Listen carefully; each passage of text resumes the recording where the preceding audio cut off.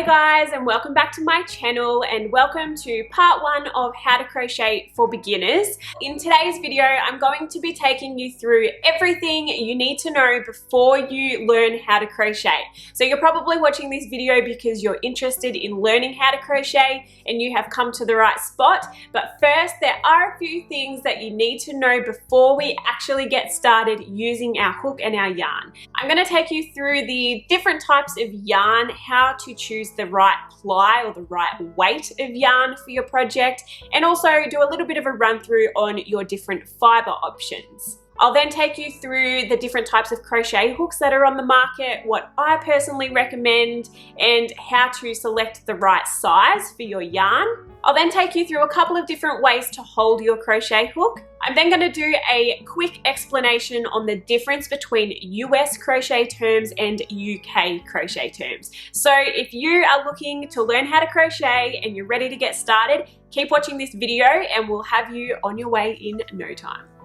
The first thing I want to go through with you guys is yarn, and of course, if you've ever been into a craft store, you will know that there are thousands of different types of yarn and it can be very, very overwhelming, especially if you're shopping online and you can't actually feel it or touch it. So what I wanted to go through with you guys is what I recommend when you are just starting out. So what I have here is a 100% acrylic 10 ply, also known as an Aran weight yarn. This is what I would recommend if you are just starting out. The reason for this is it is cheap. So if it ends up ruined, if it ends up getting all tangled up and you have to chuck it in the bin, which, you know what, is actually quite a high possibility if you're just starting out, you don't want to be spending a huge amount of money on your first skein of yarn or on your first project, because chances are you're going to be unpulling it, it's going to get tangled up, you're going to be reusing it over and over again because you're constantly unpulling your work and starting again. So you don't want to spend a lot of money on yarn that is just going to get ruined. So what I recommend is going out and buying a 100% acrylic yarn, either in an 8 ply or a 10 ply. The ply of the yarn simply refers to the thickness of the strand. So let me get a close up for you guys. So just to give you guys a little close up of the actual strand, you can see the thickness of this. It's not overly chunky, but it's not super, super thin either. So this is the best ply to start learning with, in my opinion. As I said, this is a 10 ply yarn. You can also go for an 8 ply if that is more accessible to you. For us Aussies, 10 ply is actually not that common, but this one is from Spotlight. So if you do have access to a Spotlight, I definitely recommend going and getting one of these. Lincraft also have something very, very similar to this. So if you have access to a Spotlight or a Lincraft, definitely head in there and grab yourself either a 10 ply or an 8 ply yarn in 100% acrylic. It's the cheapest option. It's pretty durable, so you can unpull it quite a few times before it ends up getting all ruddy. It won't matter if it gets ruined because it's cheap. If you would prefer to stay away from acrylic, I know not everyone likes using acrylic for a range of different reasons, whether it be environmental, if you don't like the feel of it. I know a lot of people don't enjoy using acrylic yarn, and that is totally fine. If you didn't want to use an acrylic yarn, I would definitely recommend going for a cotton yarn. Again, it is fairly affordable, it holds up pretty well, and it is beautiful to work with. So if you don't want to go for an acrylic yarn and you do want to go for a more natural fiber, I definitely recommend going with cotton if you are just starting out. Another thing you want to think about when purchasing yarn is the actual size of the ball or the skein. So this is a 200 gram skein, as you can see on the label there. I don't know if you guys can see that, but it says 200 grams there. 200 gram skeins are actually quite uncommon. You will most likely find something in 100 grams or 50 grams. The grammage is purely referring to the size of the skein. So this is a 200 gram skein, which means this ball of yarn, or this skein, weighs 200 grams. If you were to buy a 50 gram skein of yarn, it's probably going to be about this big and it'll weigh 50 grams. Same if you buy a 100 gram skein of yarn, it's going to be about this big and it's going to weigh 100 grams. So all that grammage is referring to is purely just the size of the skein and how much is in here. You'll also want to think about the meterage in the ball. So the meterage is the length of yarn in the skein. So if we look on the label of this skein of yarn, the meterage per ball is approximately 312 meters. So what that means is if I was to unravel this entire skein of yarn and lay it out flat, that one strand of yarn would measure 312 meters. That is how many meters of yarn are in this skein. So the reason you want to look at the grammage and the meterage in your skeins is because depending on what project you are making will depend on how much yarn you need. So if you're making a huge king size blanket, that's obviously going to take up a lot of yarn. I've never made one that big, so I don't know how many skeins of yarn you would need for that. I would want to say you would probably need somewhere between 20 and 30 of these 200 gram skeins, maybe even more. It would be a lot of yarn. So starting out, start small. Start somewhere small, something that you can make with maybe 1 or 2 skeins of yarn, because again, your first project is never going to be your best. You're probably going to end up chucking it out or unpulling it. So just keep that in mind when you're choosing a project that you want to start off with. I would recommend making something like a baby blanket, something that is very, very basic, something that is easy for beginners, but it doesn't take up too much yarn and it doesn't take up too much time. Chances are if you choose to make a king size blanket for your first project, you are going to lose interest. It will get really boring really quickly. So I do recommend keeping it small. Just start with something small like a baby blanket or a lap blanket. Make your dog a blanket. Just make a square that doesn't actually need to be anything. Just make something very, very small, and once you've mastered the stitches, then you can move on to something bigger. Alright, so once you've gone to the yarn store and you've picked out the yarn that you want to use for your first project or to just start learning how to crochet, you are going to need a hook.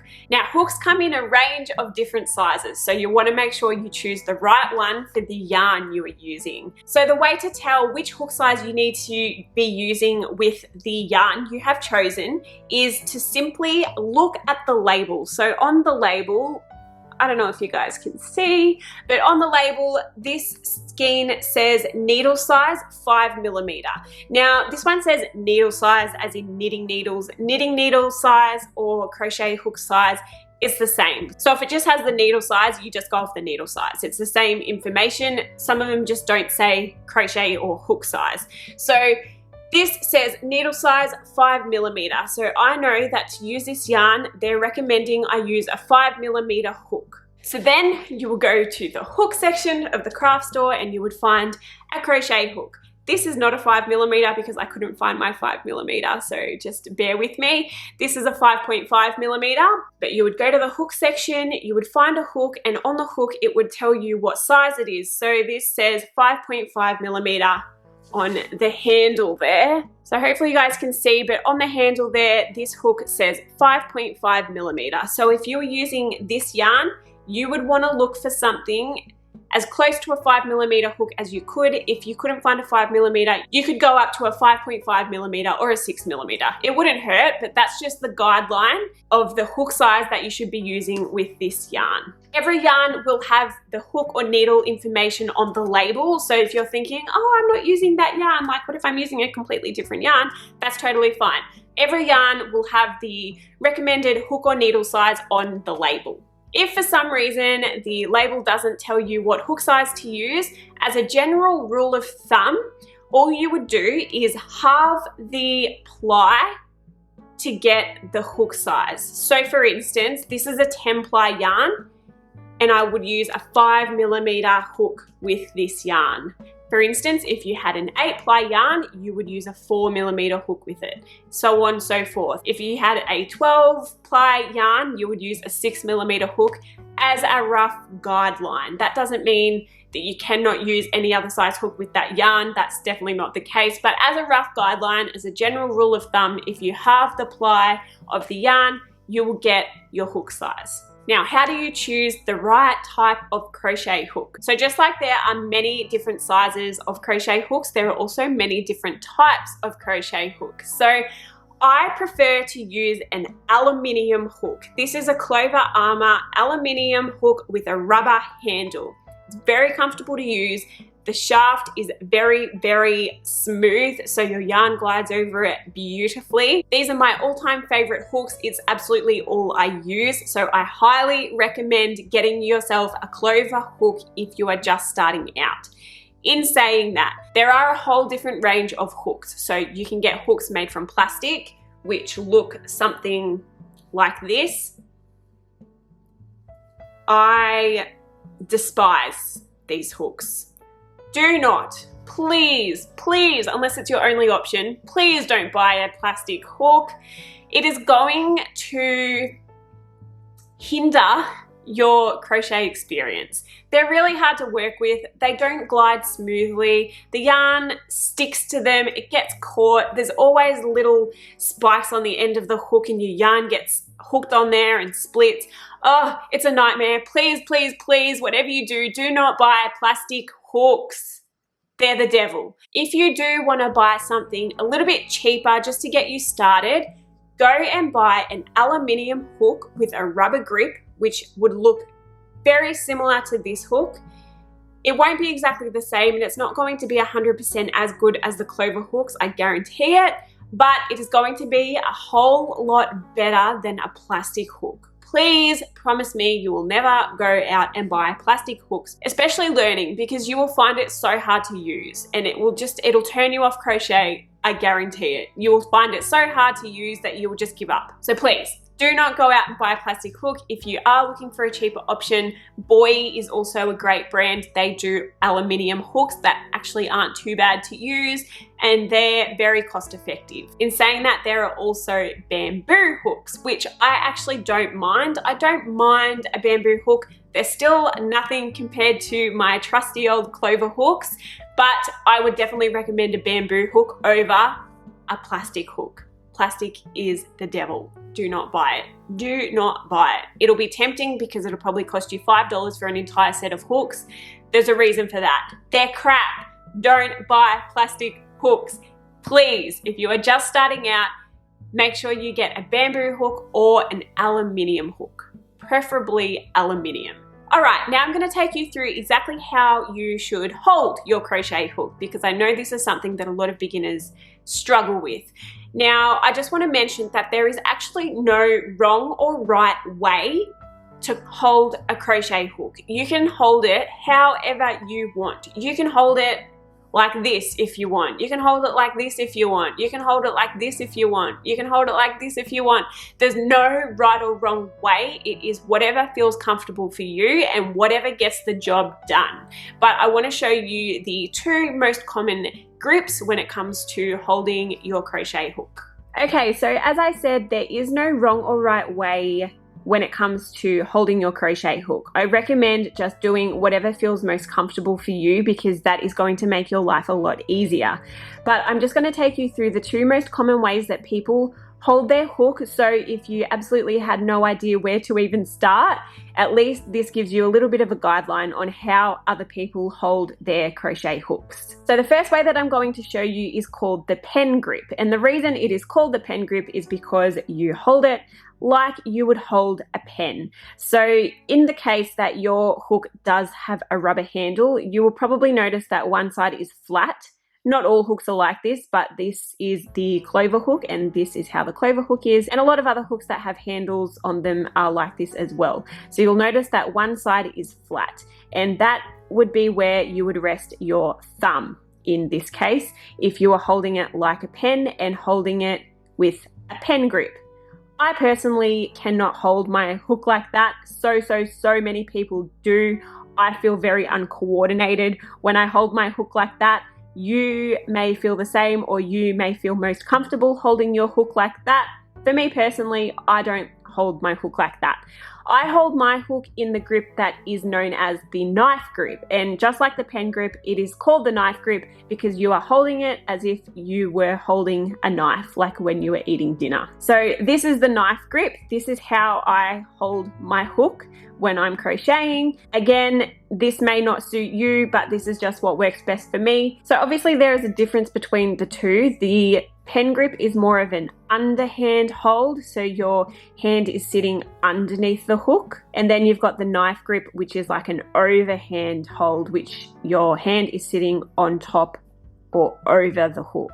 So it really just depends what you are most comfortable with and what works best for you. And they are the two most common ways that people hold their hook. All right, so to finish up, I just want to take you through the difference between UK terms and US terms. Now, this is really important because this is going to alter what terminology you use or you follow when you're learning crochet. So you do need to choose one before you start learning, or it's going to become really, really confusing. In Australia, I think the most common terms used are the UK terms, but I follow US terms because I find they make so much more sense than UK terms. But that's also just because I learned how to crochet using US terms. So it comes more naturally to me. But you will want to make a decision when learning how to crochet because, as I said, it will alter what terminology you follow. And if you don't choose one and stick to it, it will all become very, very confusing. In my opinion, US terms are much easier to follow. They make a lot more sense, but please do what's best for you. If you've got someone teaching you how to crochet in person, learn what they are teaching you. If you're learning off YouTube and you can literally just choose any video to learn off, I would recommend using US terms, but that's just me. Now, the difference between US terms and UK terms is simply just the stitch terminology and what they call different stitches. So for instance, if you are using US terms, you will have a single crochet, which is just a type of stitch. Very basic, something you'll probably learn first up. In UK terms, it is called a double crochet. Now, you'll see soon why I say that if you don't choose one and stick to it, it will become very confusing. In US terms, you have a double crochet, and then in UK terms, you have a treble crochet. So single crochet does not exist in UK terms, but double crochet does. But a double crochet in UK terms and a double crochet in US terms are two completely different stitches. So this is why I say that you need to choose one and stick to it before you actually start learning how to crochet, because otherwise you are going to find it very, very confusing and you'll be making things and wondering why they don't look right, because chances are you're following a different terminology to what you have been learning. So if you did a double crochet in US terms and you did a double crochet in UK terms, they're going to look completely different and your work is going to look completely different because they are two different stitches, even though they're called the same thing. There are more differences between the two different terminologies, but I don't want to confuse you guys too much, so I'm just going to stop there and just explain the difference between the two stitches. I just wanted to give you that example of the double crochets because that is where things can get confusing and you will be halfway through a pattern or halfway through following a YouTube tutorial and you'll be like, mine looks nothing like that one. And the reason is because the person in the YouTube video is working in US terms, say, and you're working in UK terms because that's what you've learned and you didn't know the difference. So just keep that in mind before you start learning how to crochet. Well guys, that wraps up today's video. Thank you so much for watching. I hope you found this helpful. If you did, please don't forget to give me a thumbs up. And if you haven't already, make sure you subscribe to my channel and turn on your notifications so you will be notified of all my future videos. But I will see you all in my next video. Thanks again, guys. Bye.